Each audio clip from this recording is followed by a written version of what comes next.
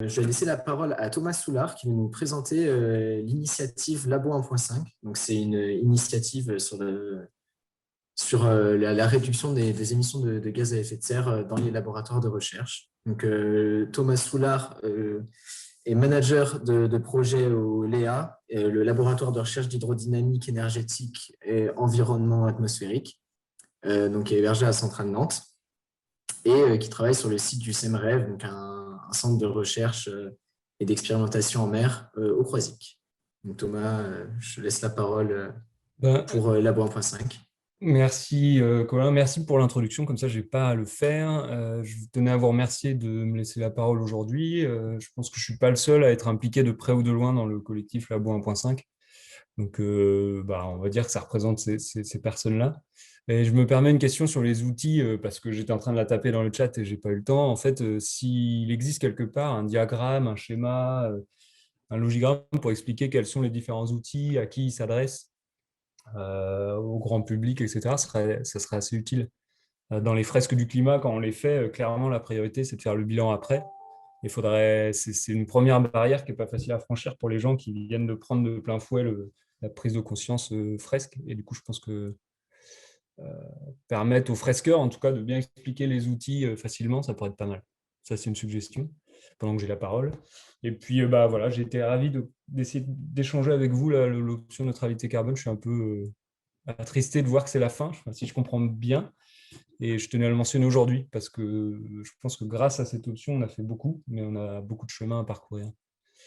Et si quelqu'un peut partager ma présentation là, ouais, parfait.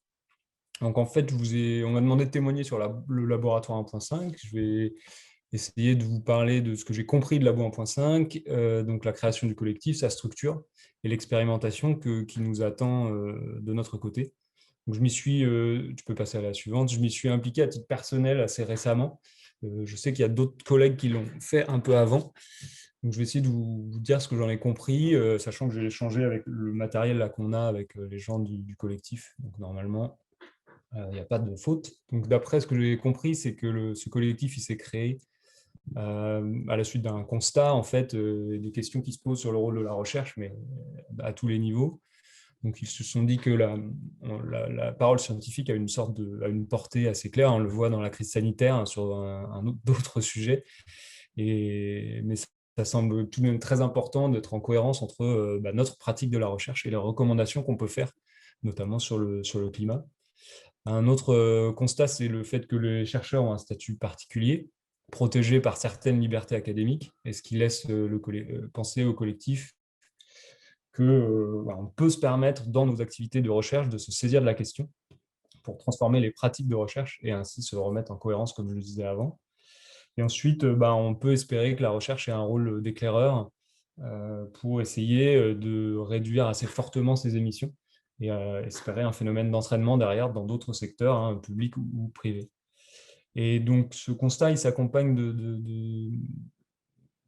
il n'est pas que chez nous. On peut voir qu'il y a pas mal de recherches qui émergent sur le sujet. On voit les dates de quelques articles à droite. Si tu passes à la slide suivante, moi je retiendrai surtout celui-là. Le collectif le met pas mal en avant et je trouve ça intéressant de montrer qu'il n'y a pas a priori de corrélation entre des indices de performance de chercheurs, hein, sur les publications et les citations et leur quantité de CO2 émis par voyage. Donc ça montre que ce n'est pas forcément en voyageant qu'on est un meilleur chercheur. Et je pense que ça peut être un sujet de débat. Peut-être qu'il y aura des questions là-dessus. Mais en tout cas, là, le champ de recherche commence à s'agrandir et à être publié tout récemment. Donc le collectif en lui-même, il a été fondé en 2019 à la suite d'une tribune qui a été publiée dans Le Monde, que je vous ai mis en haut. Donc, ce que je comprends du collectif, c'est clairement une équipe de 10-12 personnes qui coordonnent l'ensemble, avec ensuite des groupes de travail type empreinte, enquête, réflexion, expérimentation. Moi personnellement, je suis dans la réflexion et dans l'expérimentation, on va en reparler après. Mais il y a pas mal de membres. Donc, les membres, c'est des personnes à titre individuel. Mais aussi à droite, on voit une liste de différentes entités qui contribuent plus ou moins fortement à l'ensemble. Et moi, ce que je retiens vraiment, c'est le petit schéma au milieu, là. C'est l'aspect multidisciplinaire de ce collectif. En fait, pour discuter avec eux, il y a vraiment de tout. Des sciences humaines et sociales, pas mal d'écologie, hein, il y a pas mal de contributeurs au rapport du GIEC, et les discussions en sont d'autant plus intéressantes, mais pas que. Il y a un peu de tout, et tout le monde n'est pas au même niveau, donc c'est assez intéressant. Est-ce que tu peux passer à la suite? Et plus concrètement, on a une structure en deux morceaux, on va dire. Donc, il y a l'association Labo 1.5 d'un côté, qui a son autonomie, hein, qui est responsable juridiquement du traitement des données, et ensuite qui regroupe tous les membres. Et ensuite, il y a un GDR à côté, donc un groupement de recherche porté par le CNRS et l'INRAE, qui est clairement l'interface officielle entre le collectif et les établissements, voire les tutelles, ce qui est quand même assez important. Et il y a quand même un soutien financier de l'ADEME, l'INRAE et le CNRS qui montre quand même que ce n'est pas une initiative qui sort de nulle part. Je veux bien que tu passes à la suite, s'il te plaît. Donc, en résumé, moi, ce que je comprends et l'intérêt des premières discussions, mais c'est que tu as un besoin de retrouver du sens dans nos métiers. Pas mal de climatologues qui sont obligés de voyager. Et du coup, c'est ce problème de cohérence qu'on mentionnait avant. Le but, c'est pas de partir de zéro, c'est de construire sur ce qui existe, parce qu'il existe beaucoup de choses. Et je pense que l'option neutralité carbone est un très très bon exemple. J'en ai pas mal parlé dans le collectif. Et si je comprends bien, il y en a peut-être qui ont trouvé un stage dans d'autres labos 1.5, du laboratoire du labo 1.5, donc c'est assez sympa. Et puis, on constate l'émergence d'un nouveau domaine de recherche dans lequel on aimerait travailler collectivement, en tout cas à l'échelle de la France. Et donc, qu'est-ce que ça veut dire concrètement? Le labo 1.5, pour moi, c'est qu'ils vont nous fournir des outils. Donc, on a parlé d'outils tout à l'heure, mais pas forcément dédiés à la recherche. Là, l'outil BGES 1.5, le bilan carbone soutenu par le CNRS, il est plutôt dédié à la recherche et il va évoluer. Et le collectif fournit aussi est en train de travailler sur un kit d'outils, à la fois des outils pédagogiques, avec un S, ce serait mieux, je me suis trompé, et financiers. Donc, pédagogique, ça peut être la fresque, Mater en 180 secondes, des outils dédiés vraiment aux chercheurs et éventuellement aux étudiants, et des outils financiers comme quotas, taxes, monnaie carbone, pour permettre de réduire efficacement. Leur but, c'est de répertorier aussi et de donner de la visibilité aux initiatives existantes et de faire de la recherche sur la recherche. Ça, c'est important. Typiquement, le résultat des bilans carbone des différents labos va permettre d'avoir une vision un peu plus globale sur les pratiques de recherche et leur émission. Et le but, c'est de faire des publications afin qu'elles soient évaluées par nos pairs et donc mis sur la place publique de la recherche. Et ensuite, il y a quand même un aspect formation assez important. Là, ça démarre, former à la fois à la communication engageante, mais aussi au sujet climat. Donc, et ça s'adresse principalement aux chercheurs, mais quand même de plus en plus aux étudiants aussi. Et vous n'êtes pas les seuls, neutralité carbone à Centrale, à pousser par l'aspect étudiant pour que la recherche évolue. Mais globalement, je pense que c'est principalement, la mission principale, c'est de faire baisser les émissions de la recherche, mais pas que. Il y a vraiment une volonté de changement en profondeur des pratiques et des sujets. Est-ce que tu peux passer à la suite, s'il te plaît? Le dernier slide, je pense, si je ne me trompe pas. Ouais. Qu'est-ce que ça veut dire pour nous? D'après ce qu'on a lancé, hein, c'est que le début déjà du collectif, et puis pour nous, Centrale Nantes aussi. Donc pour moi, l'intérêt principal, c'est d'agir et ne pas agir seul. L'émulation, le soutien d'un groupe multidisciplinaire avec pas mal de sciences sociales, ce qu'on n'a pas chez nous, ça me paraît essentiel. Suivre l'exemple de nos pairs. Je pense qu'un chercheur a plus facilement tendance à être convaincu par un autre chercheur. Et donc, c'est des labos, ça se fait à l'échelle du labo, ça a été considéré comme une bonne échelle pour agir. Et nous, qu'est-ce que ça veut dire? Quand est-ce qu'on va s'y mettre? A priori, le Léa, notre laboratoire, a décidé de se lancer dans l'expérimentation. Je vais y revenir juste après, à partir de 2021, et on fait ça en cohérence avec les référents développement durable, la direction du développement durable, pour essayer de reproduire ça dans d'autres labos en même temps ou dans la foulée. Et qu'est-ce que cette expérimentation? L'expérimentation, c'est faire le bilan tout d'abord. Donc ça, on a commencé à travailler dessus en lien avec l'option, le projet option neutralité carbone, et l'outil BGES 1.5, qui est recommandé par le CNRS. Et enfin, la prochaine étape, c'est de s'engager à initier des échanges internes au labo pour engager des réductions. Et là, il s'agit bien de mettre en place une démarche collective et engageante. Donc, c'est la première fois que j'en parle un peu publiquement, mais on a une assemblée générale du labo le début avril pour vraiment initier interne au labo le sujet et pour pouvoir le recopier dans d'autres labos éventuellement. Et le dernier engagement, c'est de documenter ce qu'on va faire, que ça marche ou que ça ne marche pas d'ailleurs, dans le but de faire d'améliorer les pratiques et éventuellement agrandir le retour d'expérience pour que d'autres labos fassent comme ou mieux que nous. Et je pense que j'en ai fini et je pense que je suis à peu près à l'heure. Et si vous avez des questions, n'hésitez pas.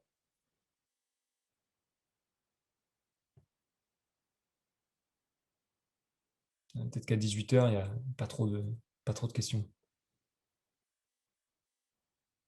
Alors, merci beaucoup pour cette intervention, Thomas. Je ne sais pas, est-ce que vous avez des questions? N'hésitez pas à les poser dans la rubrique Q&R. On pourrait y répondre à l'écrit ou à l'oral. En attendant, s'il n'y a pas de questions, on va peut-être pouvoir passer à la suite. On va vous présenter, on va avoir une petite présentation de l'option climat. C'est une option mathématique et modélisation pour le climat pour la Terre et l'homme. C'est une option qui a vu le jour récemment à Centrale Marseille. Et donc, on va accueillir deux professeurs, Magali Tournus et Jacques Liandra, ainsi qu'une élève, Marjolaine Nénès, qui vont nous faire une présentation de l'option et aussi des témoignages à ce propos. Je vais laisser la parole à Magali et Jacques. Ok. Bonjour à tous, merci pour l'invitation à présenter Climat. Je vais essayer de partager mon écran. Alors, du coup, hop, voilà les slides. Tac, et je vais peut-être les mettre en mode présentation. Est-ce que ça va comme ça? Oui, c'est très bien. Ok. Oui, alors du coup, je parle là pour Jacques Liandra et moi-même. Donc, on s'occupe de l'option Climat, qui a effectivement vu le jour en septembre là, à l'école centrale Marseille. Donc, pour la petite anecdote du début de cette option, ça a commencé en fait lors d'une randonnée où on était avec plusieurs personnes, dont Jacques Liandra, et on était donc à 1500 mètres d'altitude dans la vallée du Bail. Et je trouvais qu'il faisait beau, qu'il y avait du ciel bleu, des montagnes. Je disais, oh là là, c'est super, il y a des cigales, tout ça. Et Jacques me dit, mais comment ça, les cigales? Quelles cigales? Et on est à 1500 mètres d'altitude, 80 km au nord de la Provence, il n'y a pas de cigales. Et on s'est arrêté et on a écouté. Et le 17 août 2019, à 1500 mètres d'altitude, à 80 km au nord de la Provence, il y avait des cigales. Et là, on s'est dit, il faut vraiment qu'on fasse quelque chose. Ça fait plusieurs mois, voire années qu'on en parlait. Et là, on s'est dit, qu'est-ce qu'on peut faire? Bon, on est tous les ans en contact avec un millier de jeunes entre 20 et 23 ans. Ce sont les étudiants de Centrale Marseille. Ils sont là pour suivre une formation d'ingénieur scientifique. Peut-être qu'on peut agir de ce côté-là. Et en particulier, la question qu'on s'était posée, c'était, voilà, on a des futurs ingénieurs devant nous qui vont être amenés à prendre des décisions, qui vont être dans des entreprises à des postes importants. Ces décisions, elles vont impacter le futur de l'humanité, finalement, d'une certaine façon. Et ces décisions, ils vont devoir les prendre sur la base d'informations qui sont nombreuses et qui sont parfois compliquées à débrouiller. Et ces jeunes qu'on a en face de nous, ils sont préoccupés par ça, ils sont préoccupés par le futur de la planète. Ils vont à l'école à vélo, ils font attention à ce qu'ils achètent, et donc ils ont une problématique qui est au centre de leur vie personnelle, et ils ont envie, en fait, que ce soit également le centre de leur vie professionnelle. Donc, on a proposé en 2019 comme projet, en fait, de monter ce parcours. Il y a 4 étudiants qui se sont portés volontaires pour le faire avec nous, des étudiants de la promo 2019. Et donc, ensemble, on a essayé de faire quelque chose qui nous semblait adapté. Alors, l'ancrage qu'on a choisi, ce sont les mathématiques. Alors, la raison, c'est que Jacques et moi, on est en fait 2 mathématiciens. Et donc, les mathématiques, ça nous semblait être, en tout cas, une excellente approche pour faire réfléchir les gens à ces questions et prendre des décisions. Alors, rapidement, pourquoi les mathématiques? Déjà, les mathématiques, c'est ce qui formalise le raisonnement. On a des axiomes, des règles logiques. Ça évite de tourner en rond quand on discute. Et ensuite, il y a ce qu'on appelle la modélisation mathématique, écrire des modèles. Et pour nous, c'est la bonne façon de faire se parler des mondes, des disciplines qui, a priori, ne peuvent pas se parler. Par exemple, la biologie et l'économie. Les économistes ont une théorie sur quelque chose, les biologistes aussi. C'est un peu incompatible. Mais en fait, grâce au modèle et surtout au couplage de modèles, on peut arriver à comprendre des choses. Donc, le but qu'on avait en montant cette option, c'était de former des ingénieurs qui maîtrisent la modélisation. Alors, quel modèle choisir? Comment coupler les modèles? Comment les analyser de façon rigoureuse, les simuler, prédire leur comportement, et à partir de là, tirer des conclusions, qui peuvent être des conclusions négatives ou positives, et prendre des décisions qui sont, en tout cas, des décisions qui ont une base scientifique et qui ont une base rationnelle, et qui dépendent des résultats obtenus. Ces décisions, elles peuvent être critiquées, de même que les modèles aussi, mais en tout cas, ça permet d'avoir un vrai raisonnement ensemble. Et ce qu'on souhaitait, c'était que les étudiants développent ces vraies compétences mathématiques, tout en insistant sur le fait qu'ils devaient être quand même motivés par des problèmes environnementaux au sens large. Alors, environnementaux au sens écologie, sociologie, politique, climat, un peu tout ça, un peu tout prendre en compte.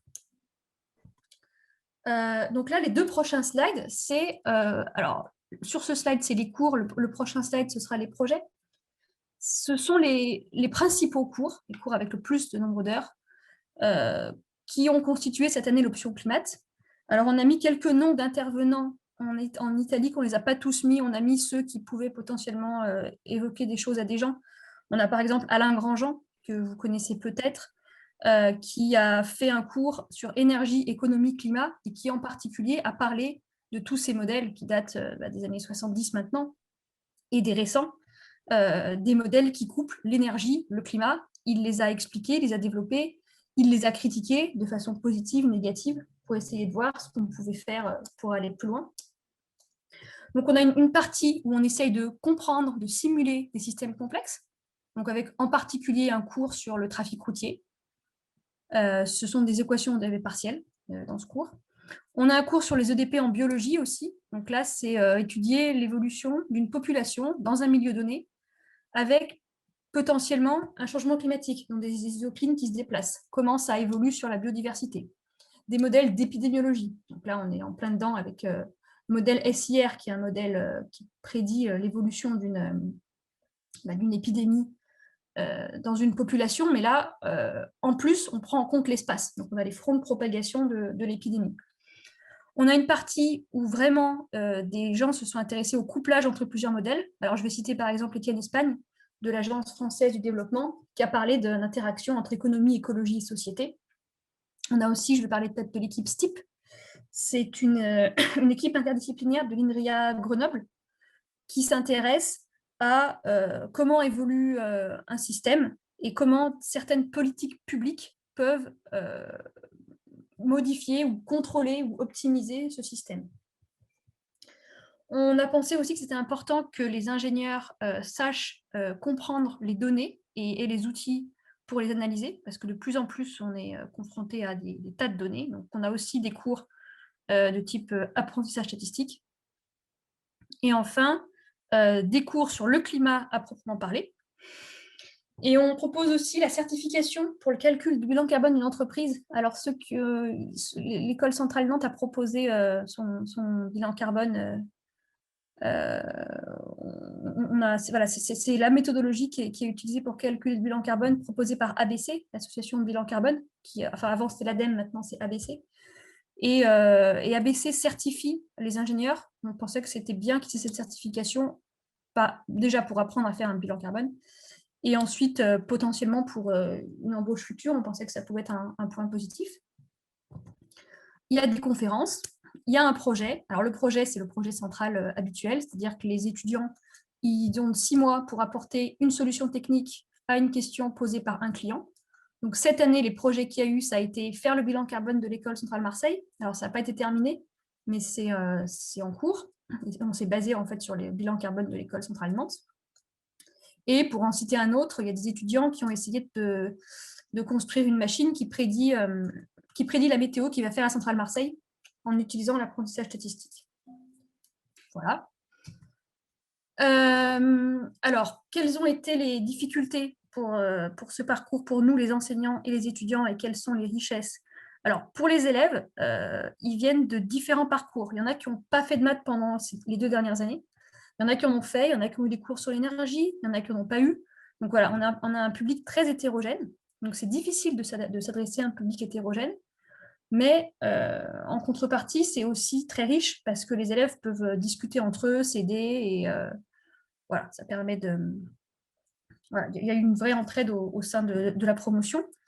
Voilà, donc le niveau en mathématiques et en programmation, comme ce sont des cours qu'on a voulu volontairement être de haut niveau scientifique, voilà, ça a nécessité que les élèves se remettent vraiment au niveau, ce qui a pu être difficile.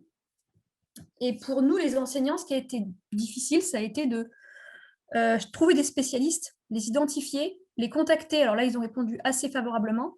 Et ensuite, les recruter en tant que vacataires. Donc là, c'est plutôt des difficultés administratives parce qu'on voulait que les gens qui donnent les cours soient des spécialistes reconnus de la question dont ils parlaient.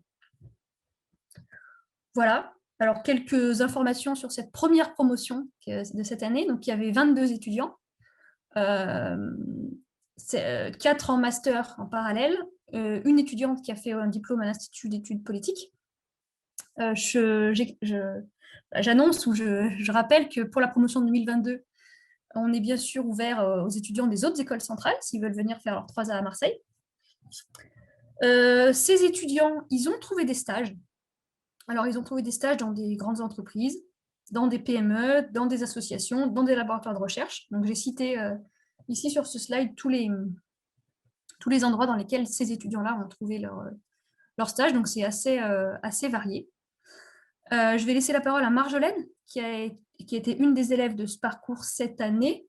Avant ça, je vais juste citer le nom des 4 étudiants de la promo 2020 qui nous ont aidés à monter ce projet.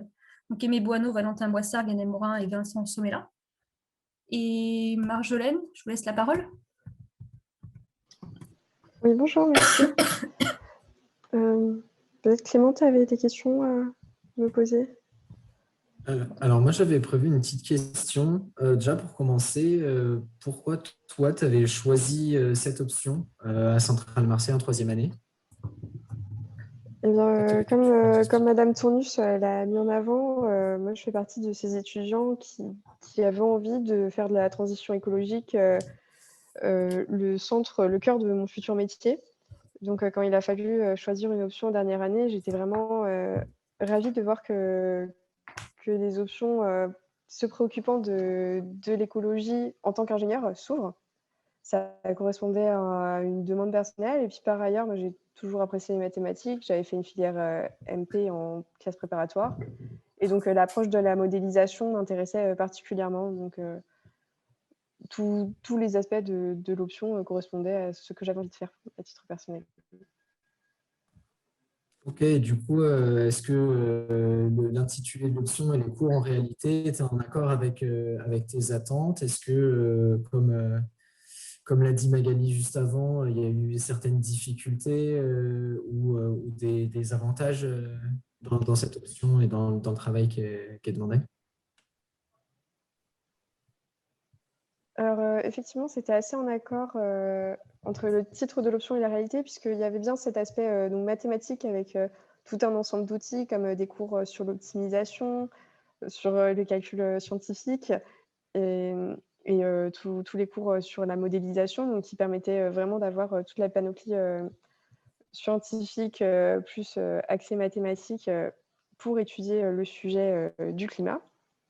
Et par ailleurs, on avait tout un ensemble de cours qui étaient plus autour des enjeux liés à la transition écologique, donc aussi bien d'un point de vue économique, avec les interactions qu'on peut avoir entre l'économie et l'environnement, que des cours qui étaient centrés plus sur les aspects physiques, donc sur la physique du climat.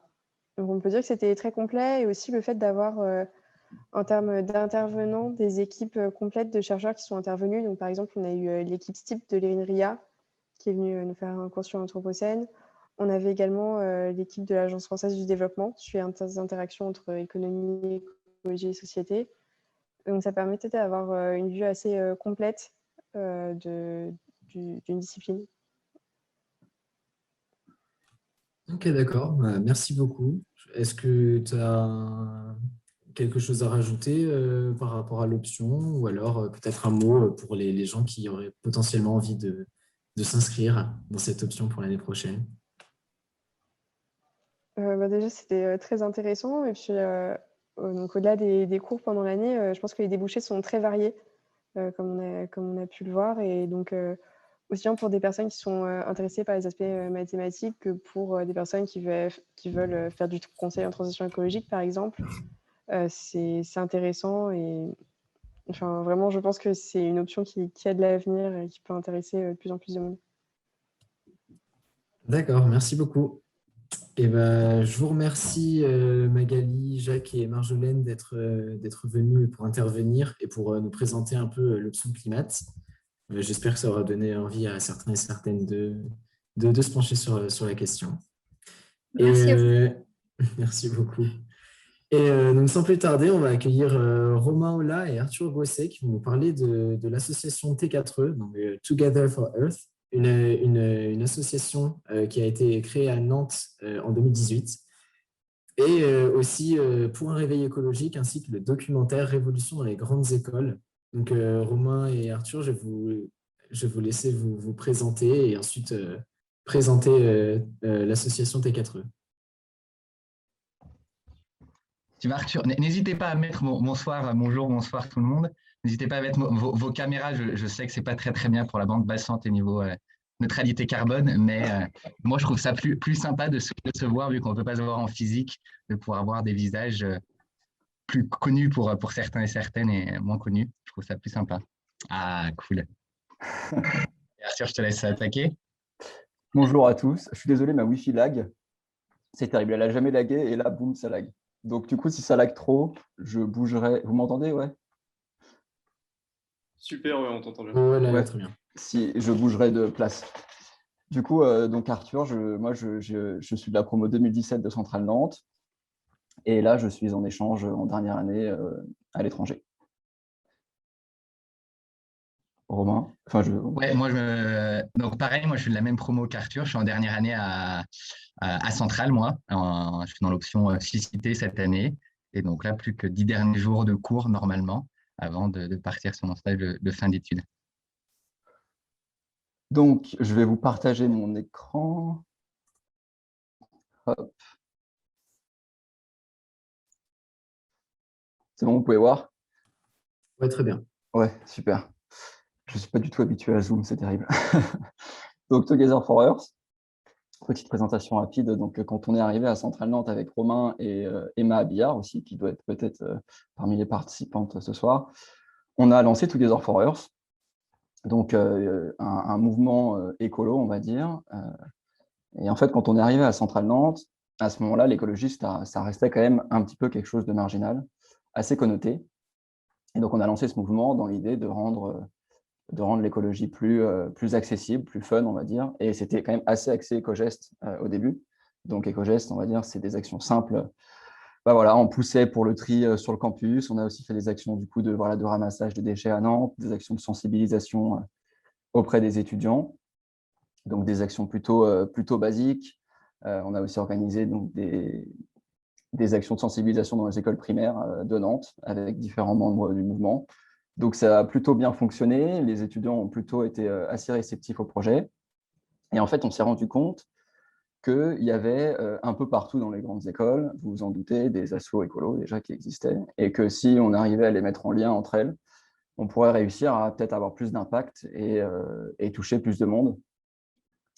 Donc, c'est chose qu'on a faites. Et on a réussi à mettre en lien une trentaine d'associations de différentes écoles. Et aussi, ça permettait en fait aux étudiants d'écoles d'ingénieurs de rencontrer des étudiants d'écoles de commerce, etc. Donc, on a pu organiser aussi différentes actions. Et par exemple, on avait organisé, je me souviens, une disco soupe donc dans différentes écoles. Et pour vous dire, on avait quand même eu un certain impact. Pour vous dire, je crois qu'en un mois, si on combinait tous tous les légumes, la quantité de légumes et de fruits sauvés, ça représentait 600 kilos dans toutes les écoles. Donc, c'était quand même pas rien. Voilà un petit peu sur le mouvement. C'est très rapide. Je suis désolé. Et je vais laisser Romain vous expliquer un peu ce qui s'est passé ensuite et où ça en est aujourd'hui. Yes, merci Arthur. Oui, donc bon, pour compléter un petit peu sur tous les informateurs avant de passer sur une échelle plus, on va dire, pour un réveil écologique avec comment transformer un petit peu l'enseignement supérieur.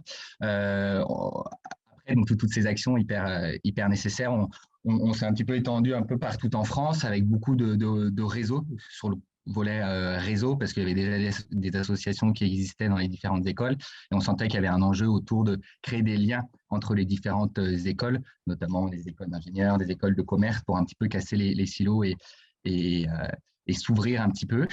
Et donc aujourd'hui, donc moi je suis plus, Arthur non plus, on n'est plus investi directement dans l'association, mais il y a un réseau d'une cinquantaine, soixantaine d'associations avec des réseaux dans différentes villes.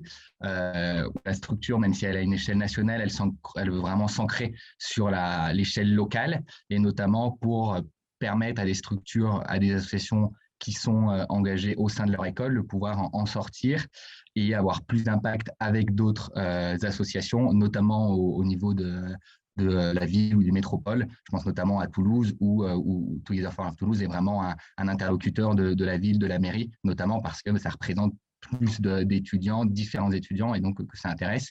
Donc c'est vraiment pour dire qu'à partir au départ d'une action très locale, et là c'est pour le cas de n'importe qui, on peut à la fois avoir un impact sur sa personne, mais aussi rapidement à l'échelle de la ville. Voilà pour T4E.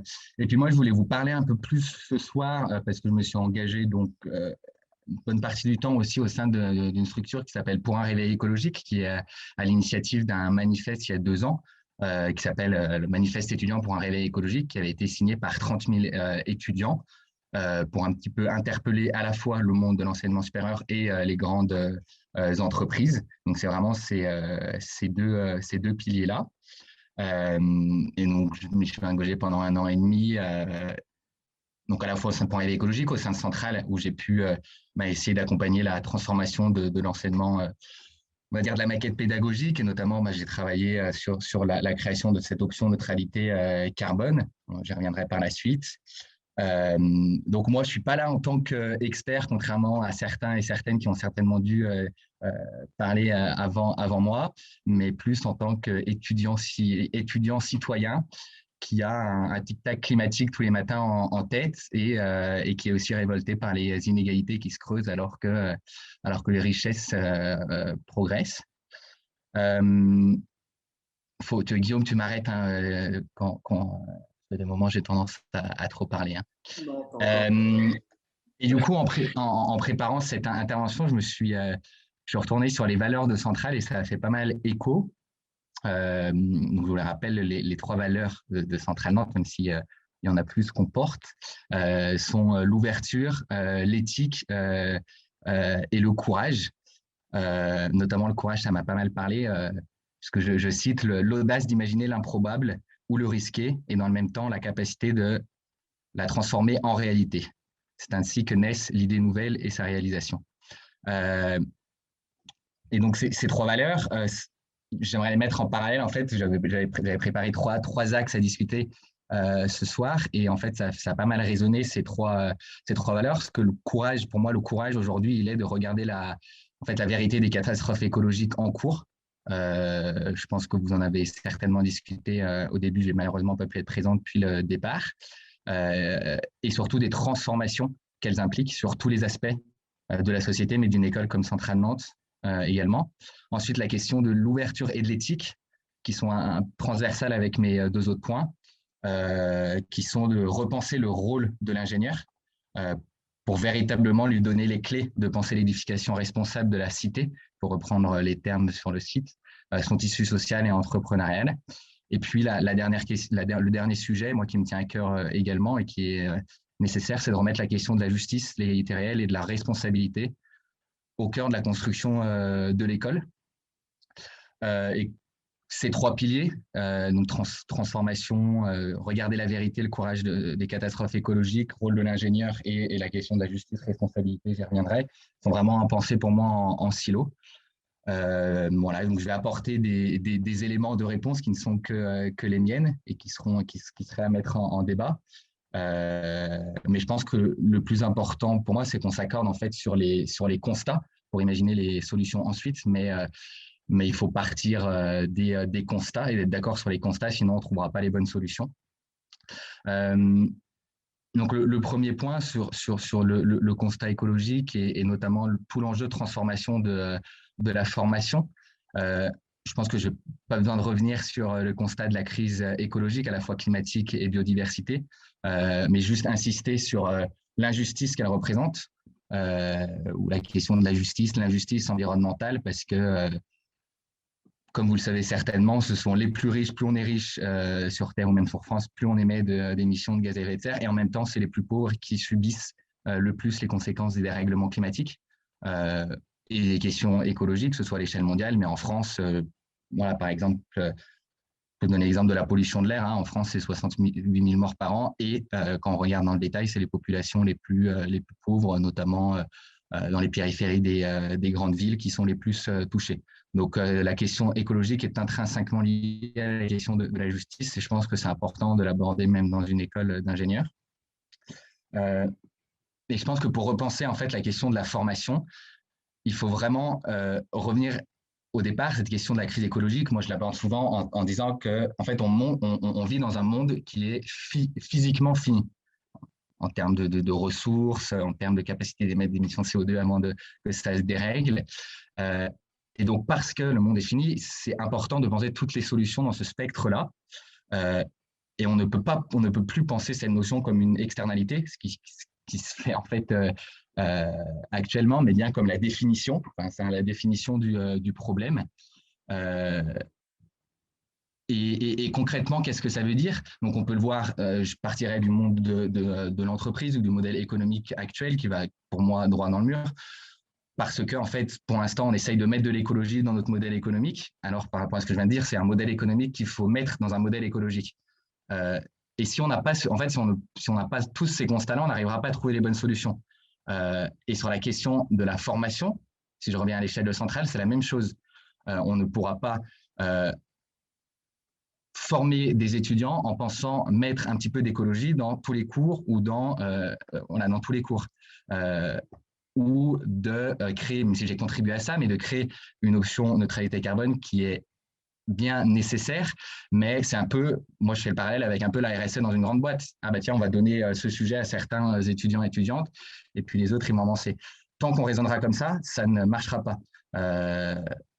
Et donc, il y a eu, et je crois à partir de cette année, la mise en place d'un tronc commun en première année, et je félicite pour ça. Et je pense que toutes les options et toute la maquette pédagogique doit être pensée de manière systémique. Et on ne doit pas penser les options en disant « Ok, c'est bien, il y a un problème environnemental, un problème écologique, on va mettre un petit peu d'écologie dans les options. » On n'y arrivera pas. Donc oui, ça représente… ça veut dire une grosse transformation, mais si on ne la fait pas, en fait, on ne sera pas à la hauteur des enjeux.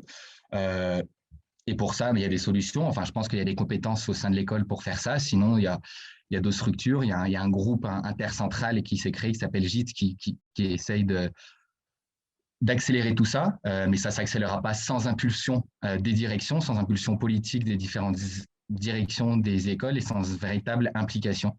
À la fois des directeurs et des directrices, mais aussi des directeurs et des directrices des études.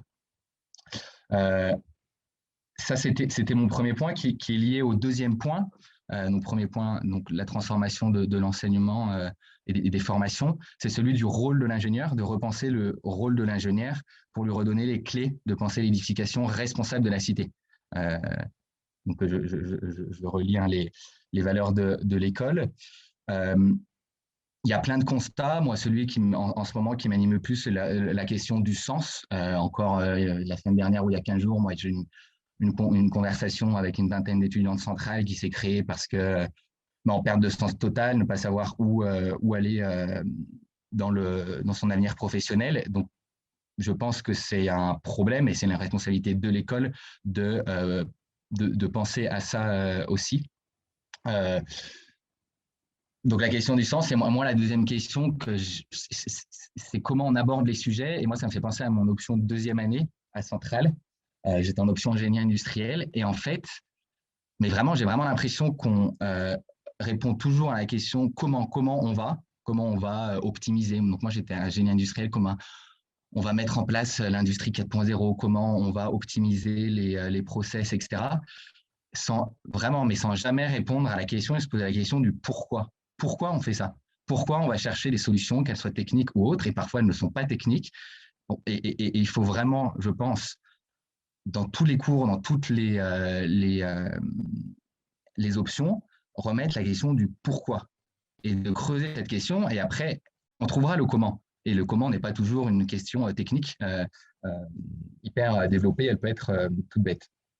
Moi, Romain, il est 8h30. Si on a encore Arthur à faire passer, si tu peux, je t'en prie. Si je te laisse encore 2 minutes et puis. 2 minutes. Ouais. Je vais faire vite. Et du coup, pour ça, il faut, sur le rôle de l'ingénieur, je pense, mettre beaucoup plus de cours de sciences sociales dans nos cours. Pourquoi? Parce qu'on a beau trouver la meilleure machine au monde possible, à partir du moment où on met un être humain dedans, ça déraille.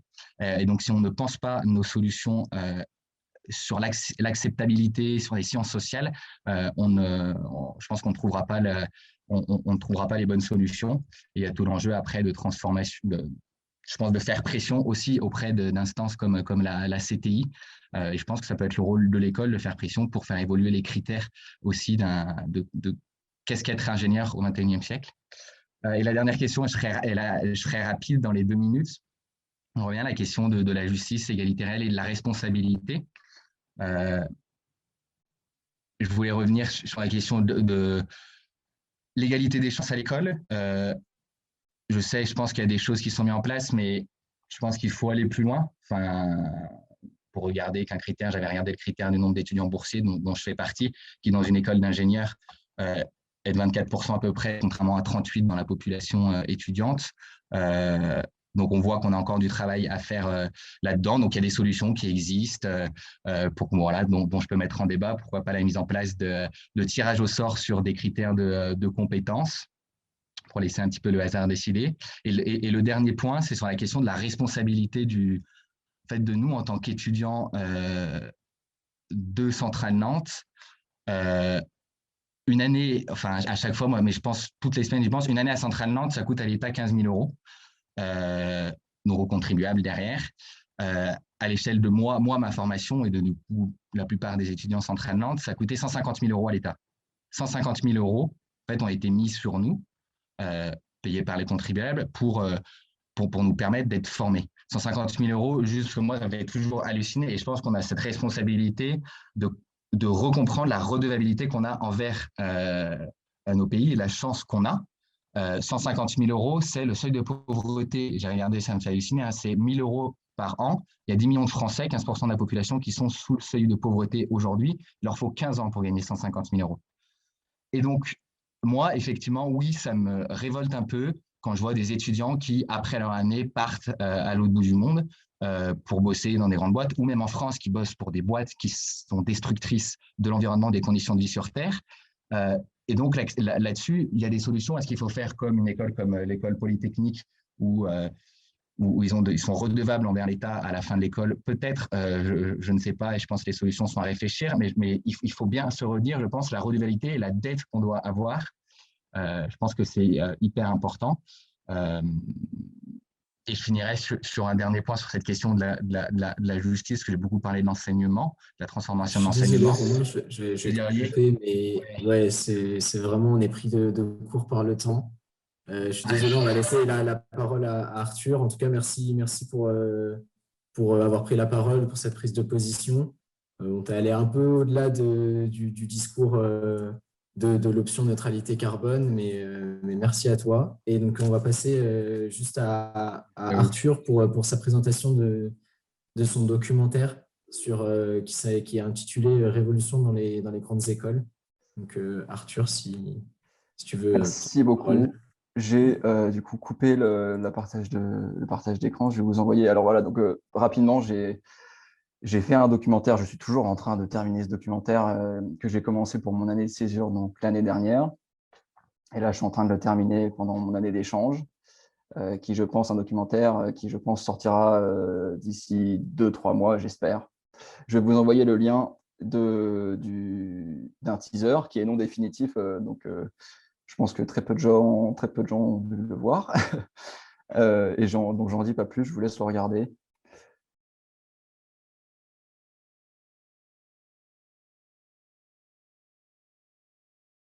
Bon, bah voilà, j'espère que vous avez pu vous faire une petite idée de ce documentaire. Comme vous avez pu le voir, il y a Romain qui en fait partie, aussi Emma. En fait, c'est des amis que j'ai filmés pendant 1 an. C'est pour ça que j'ai pu avoir beaucoup d'intimité, beaucoup de proximité avec eux.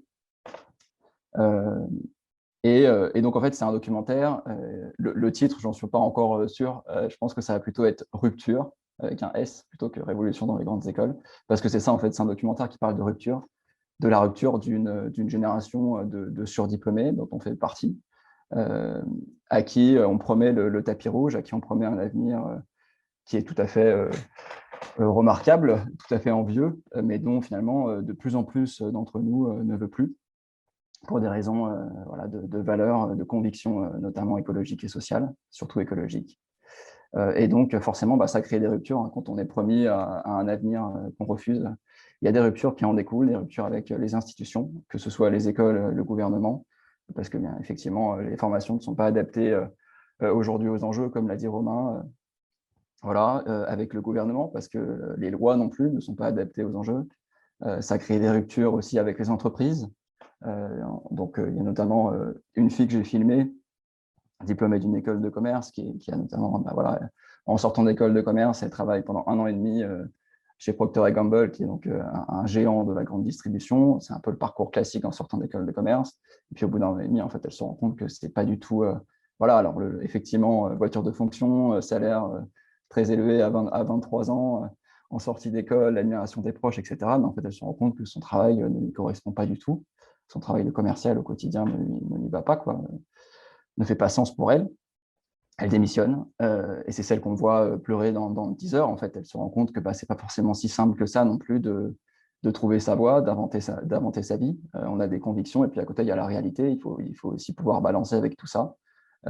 Comme l'a dit Romain, voilà, on est de plus en plus à se questionner aussi, à cette question de sens. Qu'est-ce qu'on va faire après Et moi aussi, je me questionne. Donc, c'est un documentaire qui parle un peu de ça. Donc, j'ai dit donc, rupture avec les institutions, rupture avec les entreprises, et puis aussi, bien sûr, rupture avec l'entourage. Vous avez pu voir une séquence avec mes parents. Bah, on a un entourage qui ne comprend pas forcément non plus pourquoi leurs enfants ou leurs proches qui ont le tapis rouge devant eux refusent cet avenir-là. Donc, toutes ces ruptures. Et qu'est-ce qu'on fait, bien sûr, face à ces ruptures? Bah, on ne va pas rester les bras croisés, on agit. Donc, c'est aussi, bien sûr, un documentaire d'action qui explique comment est-ce qu'on peut un petit peu réagir face à toutes ces ruptures. Donc, voilà, comme Hélène, celle qui a quitté Procter & Gamble, va mettre en place son projet. En fait, il y a tout un enjeu de rétablir une communication, rétablir une communication avec les écoles. Vous avez pu le voir, notamment, je crois que c'est le directeur d'adjoint d'HEC, qui explique, en fait, bah voilà, nous, on entend tout ce qui est en train de se passer, tout ce que nous disent les étudiants. Seulement, HEC, ce n'est pas un petit voilier qui change de cap comme ça en 2 mois. Il faut quelques années pour pouvoir changer de cap, adapter les formations, il faut des dialogues. Et c'est pareil avec l'entourage.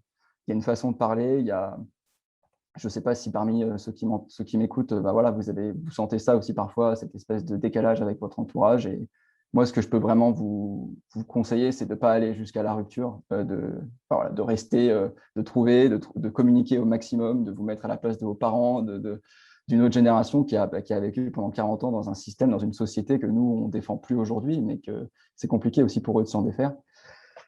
Voilà, donc bon, on verra ce que ça donne, ce documentaire. J'espère que certains d'entre vous s'y reconnaîtront et que ça pourra apporter des réponses. Maintenant, juste une dernière précision, ce n'est pas du tout un documentaire qui vise à traiter de façon exhaustive ce qui est en train de se passer dans les grandes écoles, puisqu'effectivement, depuis 2-3 ans, il y a eu donc le discours de Clément Chouane, le manifeste étudiant pour un veille écologique, il y a eu cette espèce de prise de conscience, de mouvement qui est en train d'apparaître dans les grandes écoles, on le ressent. D'ailleurs, l'option carbone est un pur exemple de ce qui est en train de se passer. Pour autant, il y a très peu de données par rapport à tout ça. On ne sait pas vraiment, c'est difficile à mesurer tout ça. Donc, ce documentaire apporte pas du tout une vision exhaustive de ce qui est en train de se passer, mais plus une vision personnelle et voilà, qui est plus subjective, on va dire, de tout ça. Donc, à prendre aussi avec du recul.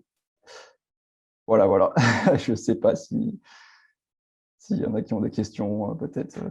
En tout cas, merci beaucoup aux organisateurs aussi. C'était très agréable de pouvoir partager tout ça. Ouais, juste, merci.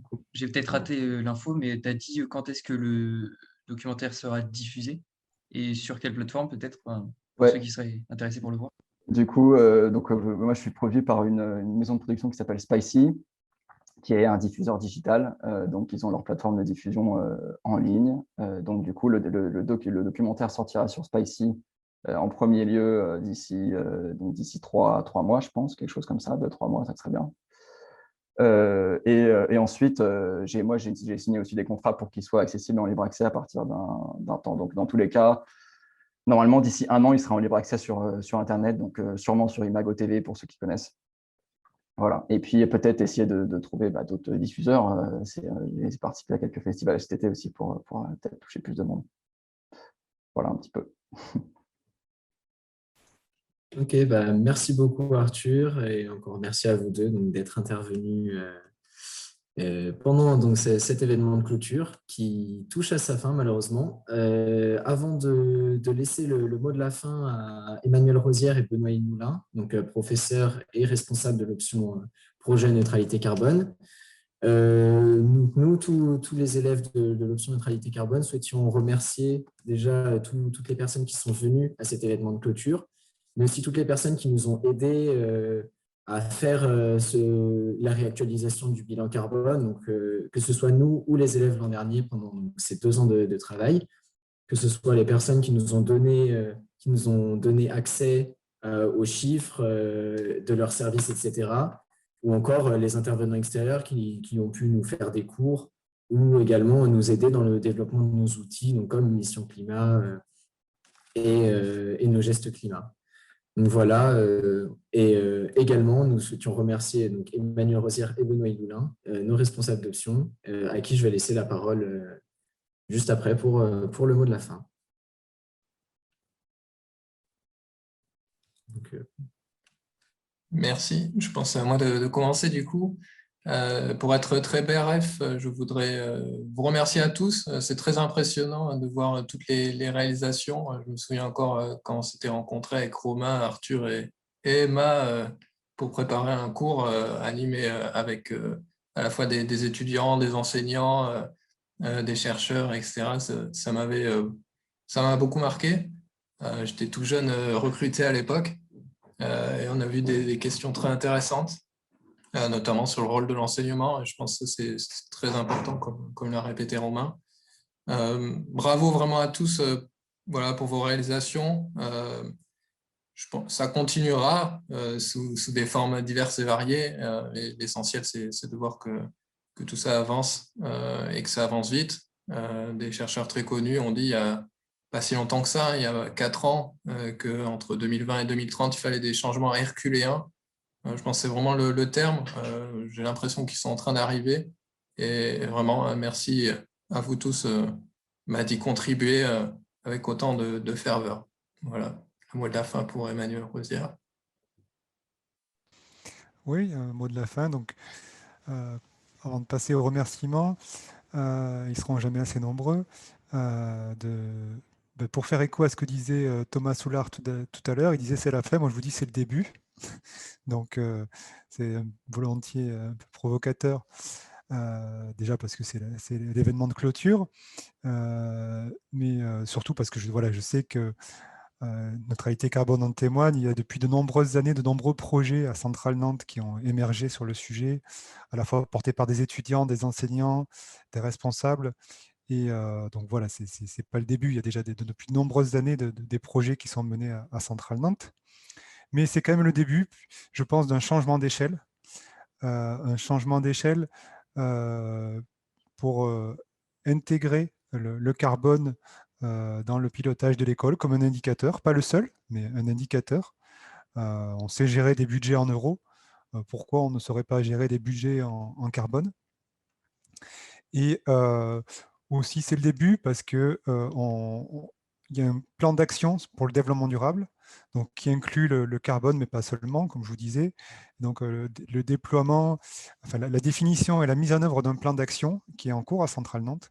Donc, si vous voulez prendre part à la définition, à la mise en œuvre de ce plan d'action, je vous incite à contacter les référents développement durable. Donc, il y a un réseau de 30 référents étudiants et personnels qui travaillent actuellement sur la définition de ce plan d'action. Donc, n'hésitez pas à discuter avec eux, avec elles, pour que voilà, ce plan et sa réalisation correspondent bien à la fois aux enjeux et aux attentes. Pour les remerciements, donc pour être, j'espère, efficace, donc vous remercier toutes et tous les étudiants donc, des 2 promotions de neutralité carbone, puisque vous l'avez fait. D'autres en ont parlé, vous l'avez fait.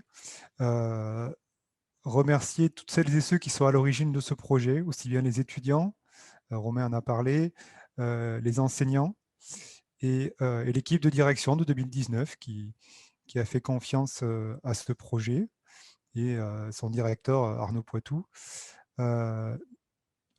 Remercier tous les enseignants de l'école, voilà, puisque aujourd'hui vous avez vu à l'événement de clôture, vous avez vu l'aspect projet de l'option neutralité carbone, mais il y avait aussi de nombreux cours et de nombreuses formations qui ont permis aux étudiants, aux étudiantes d'acquérir des compétences assez précieuses. Donc je souhaite remercier tous les enseignants internes à l'école et de l'extérieur qui ont participé à la formation des étudiants. Voilà.